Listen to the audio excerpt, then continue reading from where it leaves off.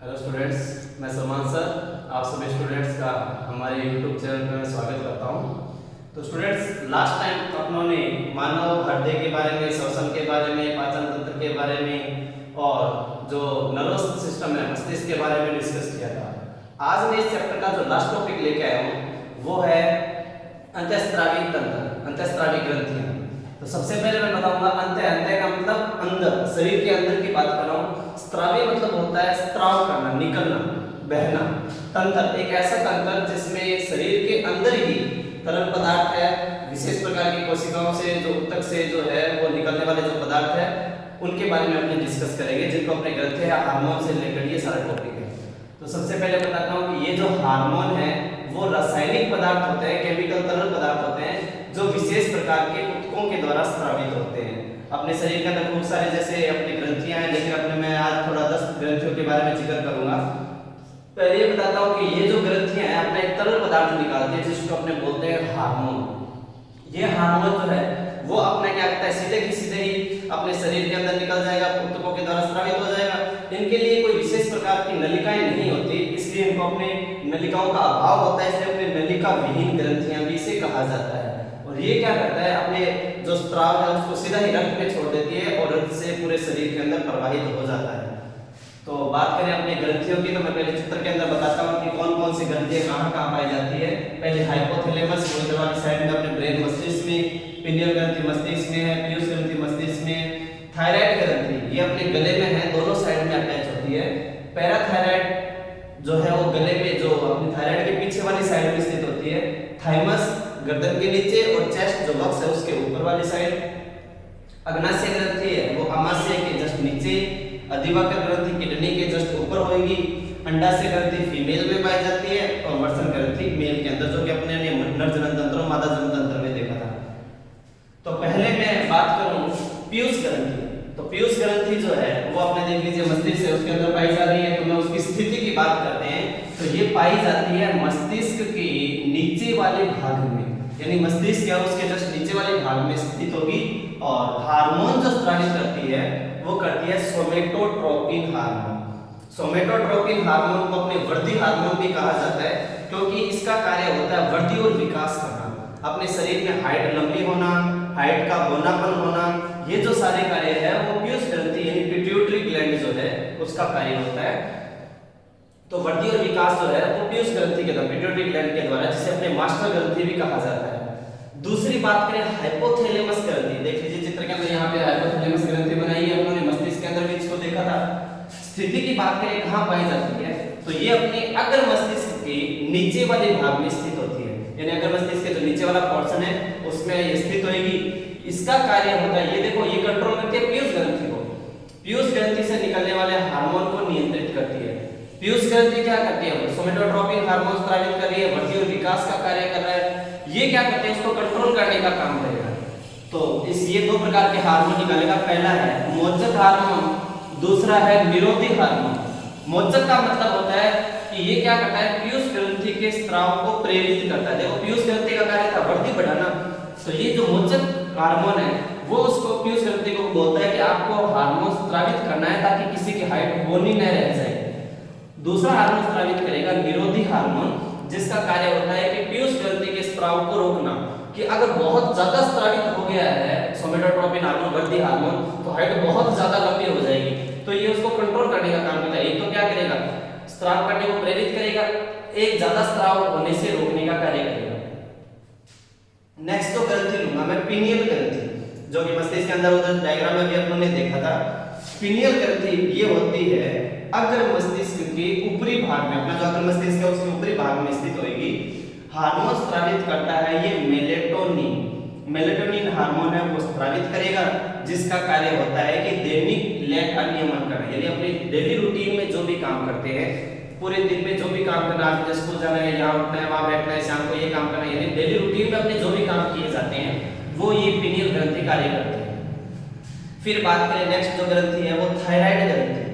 जैसे कुछ उन्होंने नाम भी सुना होगा थायराइड, यानी गले के अंदर, गले से रिलेटेड है ये, गले के अंदर दोनों साइड में यहाँ पे जो स्थित होती है ये हार्मोन। जो देखो नाम से थायराइड जो ग्रंथि है उसका नाम से हार्मोन है थायरोक्सिन हार्मोन, तो ये गले में स्थित होती है और थायरोक्सिन हार्मोन करेगा, जिसका कार्य होता है कार्बोहाइड्रेट, वसा, प्रोटीन का उपापचय करना।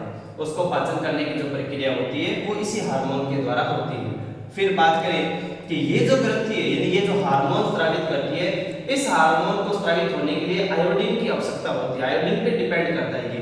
कई बार क्या करता है अपने शरीर में आयोडीन की कमी हो जाती है तो उससे एक रोग हो जाता है, गलगन, गेगा या गोइटर रोग भी इसे कहा जाता है, जिससे यहाँ पे बहुत ज्यादा स्वेलिंग आ जाती है, सूजन आ जाती है और जो ग्रंथि के अंदर स्वेल हो जाएगा, सूजन हो जाएगी।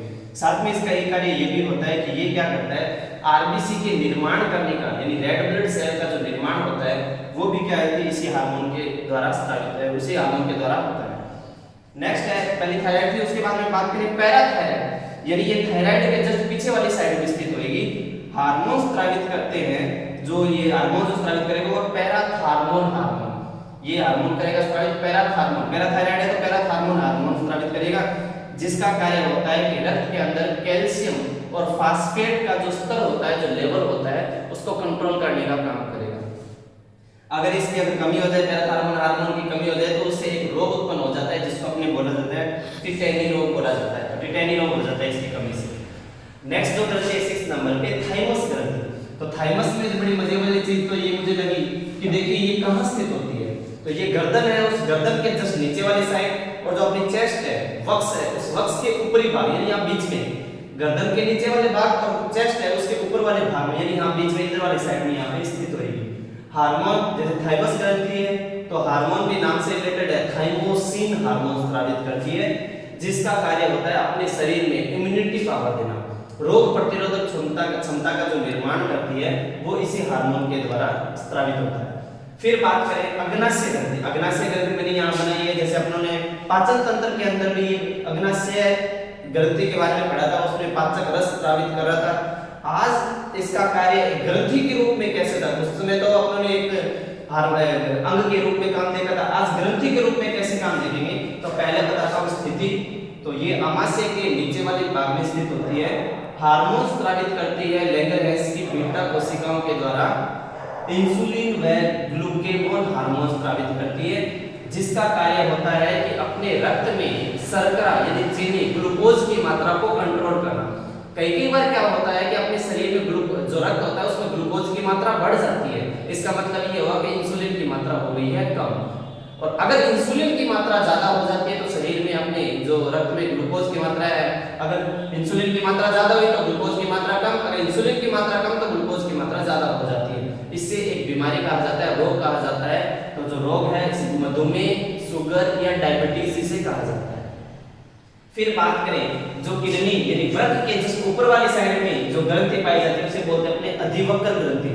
तो इसकी स्थिति की बात करें तो वृक्क यानी किडनी के ऊपर हार्मोन स्रावित करेगा, एड्रेनालिन और नॉरएड्रेनालिन, ये दो हार्मोन स्रावित करता है, जिसका कार्य होता है कि अपने शरीर में अनैच्छिक क्रियाएं जैसे हृदय दर यानी अपनी हार्ट बीट हो गया, श्वसन सांस लेने की दर, रक्तदाब, कार्बोहाइड्रेट उपापचय, तो ये जो कार्य है वो एड्रेनालिन और नॉन एड्रेनालिन हार्मोन के द्वारा होगा। इसका एक अन्य नाम भी होता है आपातकालीन हार्मोन, इमरजेंसी हार्मोन भी कहा जाता है, क्योंकि ये आपातकालीन स्थिति के अंदर ये स्रावित होता है।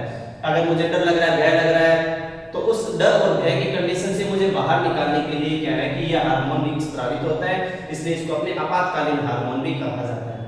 नेक्स्ट दो हार्मोन और लेंगे।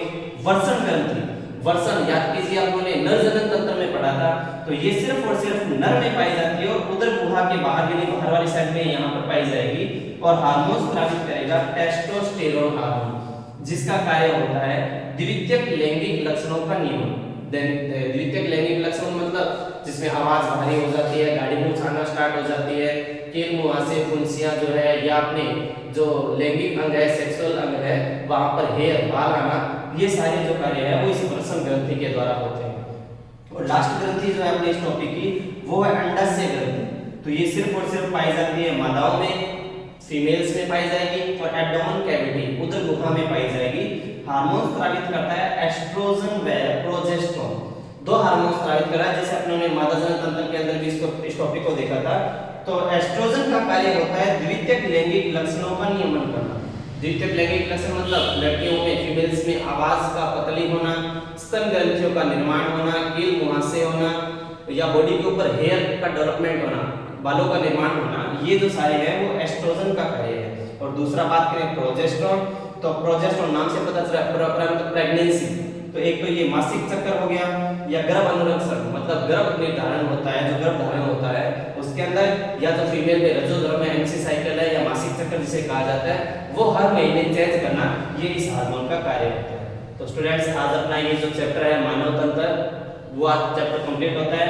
नेक्स्ट वीडियो के अंदर अपने लेसन नंबर 3 लेंगे, आनुवंशिकता, जो अपने हेरिडिटी जो चैप्टर है उसके बारे में डिस्कस करेंगे।